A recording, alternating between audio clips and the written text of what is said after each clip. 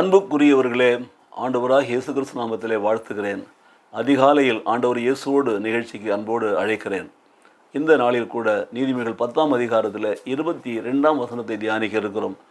கர்த்தரின் ஆசீர்வாதமே ஐஸ்வர்யத்தை தரும், அதனோடு கூட அவர் வேதனையை கூட்டார்.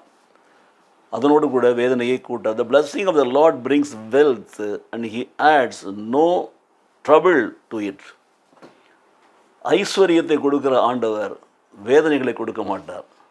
அப்போது இந்த ஐஸ்வர்யத்தோடு நான் வேதனைகளை அனுபவிக்கிறோம் என்று சொன்னால் அது வருகிற வழி வேறு விதமாக இருக்கலாம். யோசித்து பாருங்கள். இதுதான் இந்த காலையில் நம்முடைய சிந்தனைக்கு தேவன் விடுகிற ஒரு சவால்.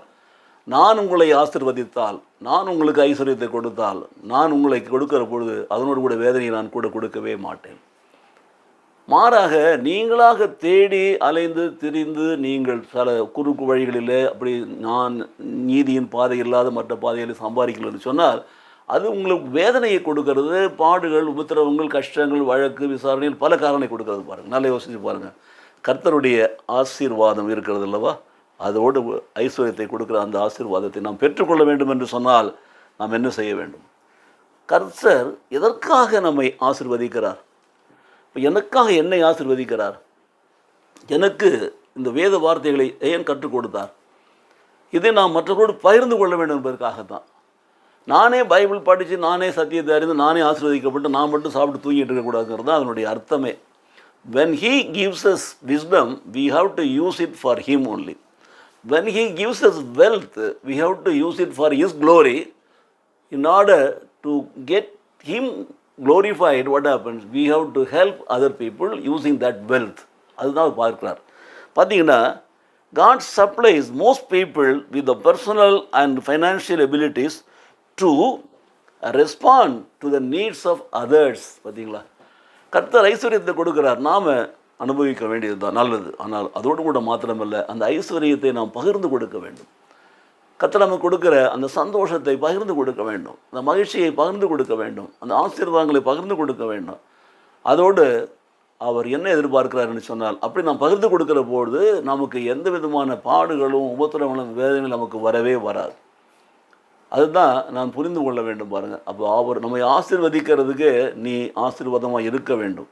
நான் உன்னை ஆசீர்வதிக்கிறேன், நீ மற்றவர்களுக்கு ஆசீர்வாதமாக இருக்க வேண்டும். நான் உனக்கு ஐஸ்வர்யத்தை கொடுக்குறேன், நீ மற்றவர்களுக்கு அந்த ஐஸ்வர்யத்தை பகிர்ந்து கொடுத்து அவர்கள் வாழ்க்கையிலே ஒளியேற்ற வேண்டும். நான் உனக்கு ஞானத்தை கொடுக்கிறேன், அந்த ஞானத்தை நீ மற்றவர்களுக்கு பகிர்ந்து கொடுக்க வேண்டும்.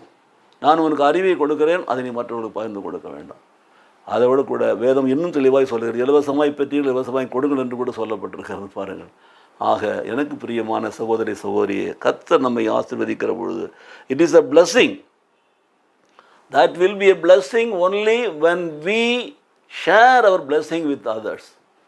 Otherwise it will not be a blessing from God, maybe from some other source that will give you a lot of troubles and problems. In order to avoid those problems, simply share the blessing with the needy people. God will continue to bless you with multi crores of rupees and wealth and health to you. God bless you. எங்கள் அன்பின் நேசப்பிதாவே, சோதரிக்கிறோம். கர்த்தரின் ஆசீர்வாதமே ஐஸ்வர்யத்தை தரும், அதனோடு கூட வேதனையை கூட்டார் என்று நீதிமொழி 10:22 நாங்கள் தியானித்திருக்கிறோம். கர்த்தாவே, மாத்திரமல்ல, நீர் எங்களை ஆசீர்வதிக்கிற பொழுது அந்த ஆசீர்வாதம் எங்களுக்கு ஐஸ்வர்யத்தை கொடுக்கிற பொழுது அந்த ஐஸ்வர்யம் எங்களுக்கு வேதனை கொடுக்காது என்பதை நாங்கள் உணர்ந்தவர்களாக அந்த வேதனையற்ற ஐஸ்வர்யத்தை எல்லோரும் கூட சேர்ந்து பகிர்ந்து வாழ்கிறோம். இன்னும் எங்களுக்கு வாழ்க்கையில் மகிழ்ச்சி சந்தோஷத்தை கொடுக்கும் என்பதை உணர்ந்தவர்களாக நாங்கள் வாழ எங்களை அர்ப்பணிக்கிறோம். இயேசு கிறிஸ்து நாமத்திலே பிதாவே, ஆமென்.